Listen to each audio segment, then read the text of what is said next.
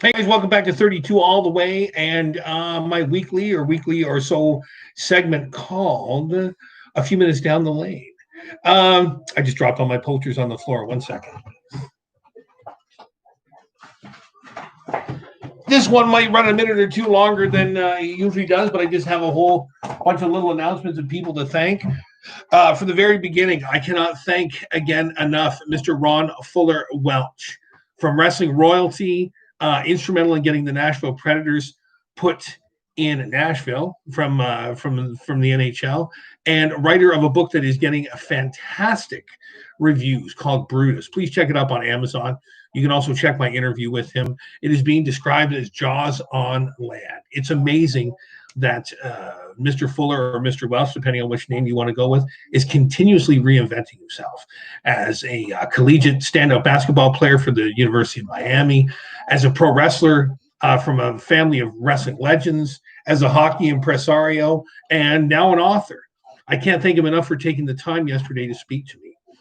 I also, if anybody's been following, Down the Lane has been out for a while. If you bought it, great. It is actually temporarily sold out in the UK. I'm very happy about that. So we're moving on to Down the Lane number 2, which we're not going to call it that. We're going to call it Down the Lane Brantford. If anybody's been following the story or the postings I've been putting up, basically the story is continuing down the road to Brantford.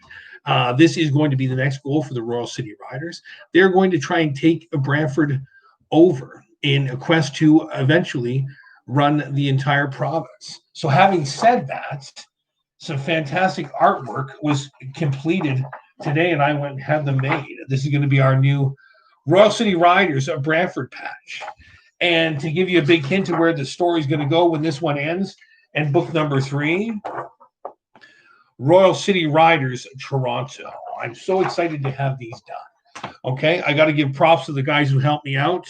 The Neon Shadows podcast. He's going to be on tomorrow. Actually, going to be interviewing him. Been talking to him for a while. Check out his podcast on Apple.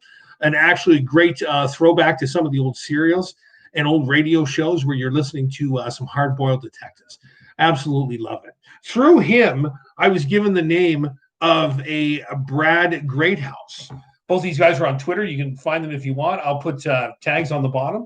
Brad Greathouse redesigned my patches for me. We eventually like to have patches for just about all of the gangs that are going to be mentioned in the book. So again, please check these guys out and support them. You can find so much on my mind. You can find Neon Shadows on Apple, and you can find Brad Greathouse on Twitter if you're looking for any work to be designed. And as much as I shouldn't do this, I just got to drop a little thing here. To the person who told me that redesigning the one word on each patch was going to take 5 hours and it was going to cost upward of $150. Yeah, fuck you, man. Sorry to put it out there so plainly, but like most independent authors, I'm trying to build a base. Hopefully all of these patches and all this stuff will be turned into shirts and other stuff that I can sell people. So I've met so many great people. I don't want to start doing a list here. You all know who you are, but authors that have been on here, people that have offered to help, and to have somebody just try and screw you out of that kind of money, that's a pretty shitty thing to do. So I look forward to being back very soon with A Few Minutes Down the Lane with Dog. Thanks for your time, everybody. I speak to you soon.